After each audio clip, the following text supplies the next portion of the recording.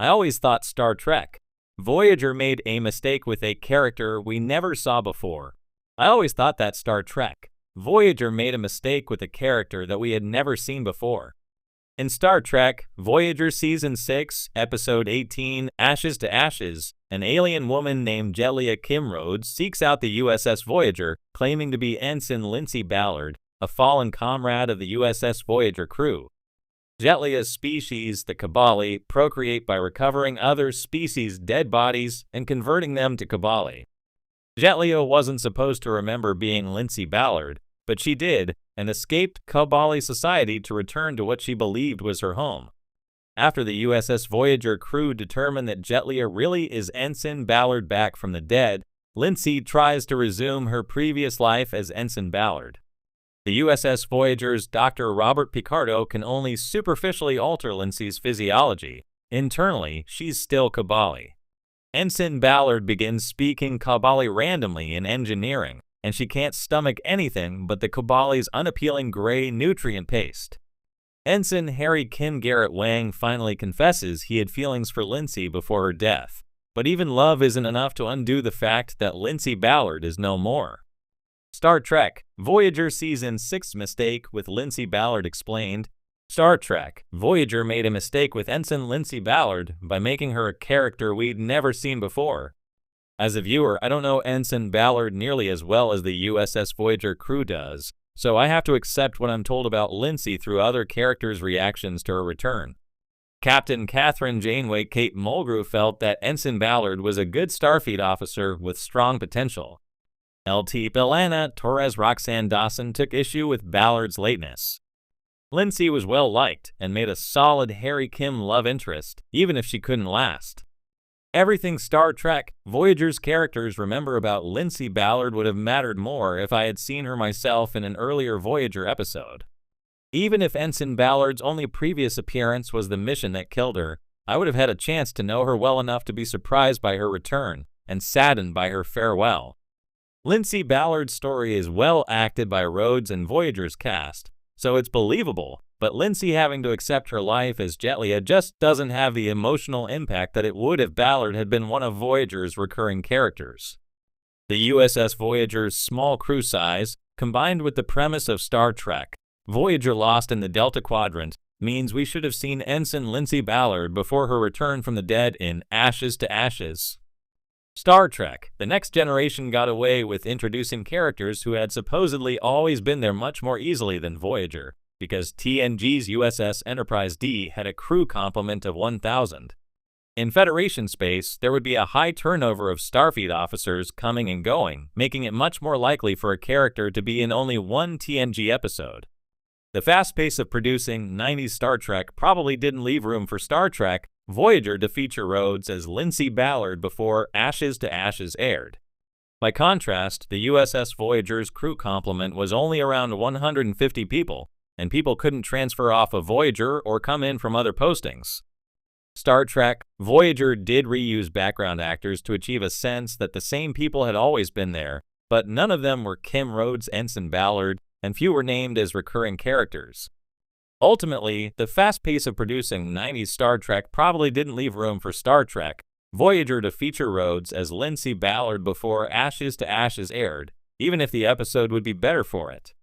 Of all the bold leaps Star Trek, Voyager took during its 7-season run, hurtling a Federation starship across the galaxy, introducing a renegade Maquis crew into Starfleet, and making a hologram into a legitimate person, one of the most baffling missteps involves a character we never actually saw.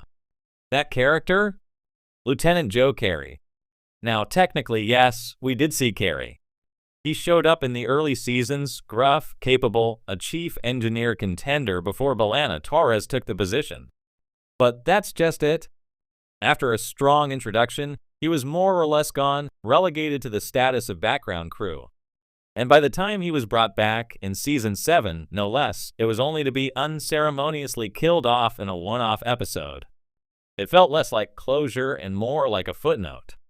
But Carey, or more accurately what he represented, could have been so much more. Let's back up a bit.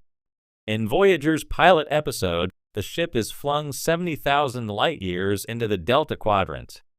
Two very different crews are forced to unite, Starfleet and Maquis. It's a juicy narrative premise. Structure meets rebellion, rules meet instinct. And B'Elanna Torres, a half-Klingon with a temper and genius-level engineering skills, becomes the lightning rod for this tension. When Janeway names her chief engineer over the experienced Carey, it makes sense for the story, but it's also a setup for conflict. And yet, that conflict fizzles far too quickly. There's no prolonged rivalry, no ongoing tension. Carey just fades away. His arc, his reaction, his growth or lack thereof is largely ignored. A character who could have embodied the long-term effects of merging two cultures aboard a single ship is sidelined into non-existence. And here's where the missed opportunity comes in. Imagine Carey not as a casualty of screen time, but as a lens, someone who could have shown us what it really meant to sacrifice your career for the sake of Starfleet unity. He could have been a slow burn foil to Torres, loyal but frustrated, respectful but simmering with resentment. Not in a villainous way, Star Trek doesn't need more mustache twirlers, but in a human way. A way that reflects what happens when someone does everything right and still gets passed over. His presence could have added texture to Voyager's tight-knit engineering team.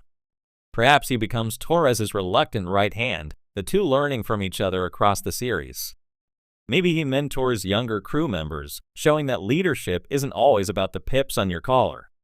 Or perhaps he's the voice of caution in Torres' more impulsive moments, providing a quiet counterbalance rather than a combative threat. But none of that happened.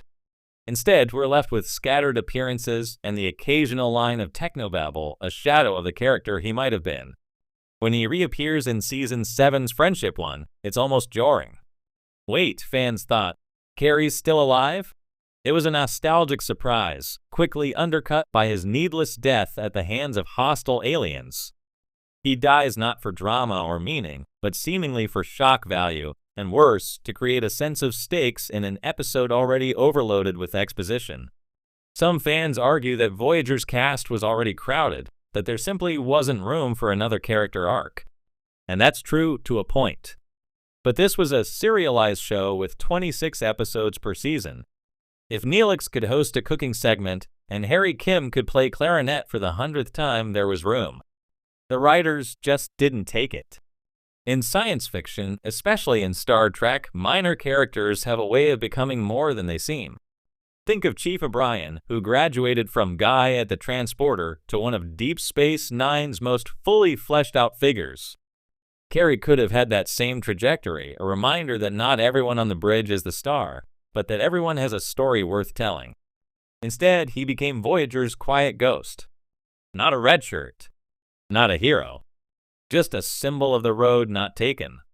And maybe that's why I've always thought Voyager made a mistake, not just with Carey himself, but with what he represented. The human cost of compromise, the quiet struggle of the competent but overlooked, and the emotional depth that comes from recognizing everyone on the journey, not just the ones in command. In the vastness of the Delta Quadrant, Star Trek, Voyager told many stories. It just forgot to tell his. Let me know if you'd like this expanded.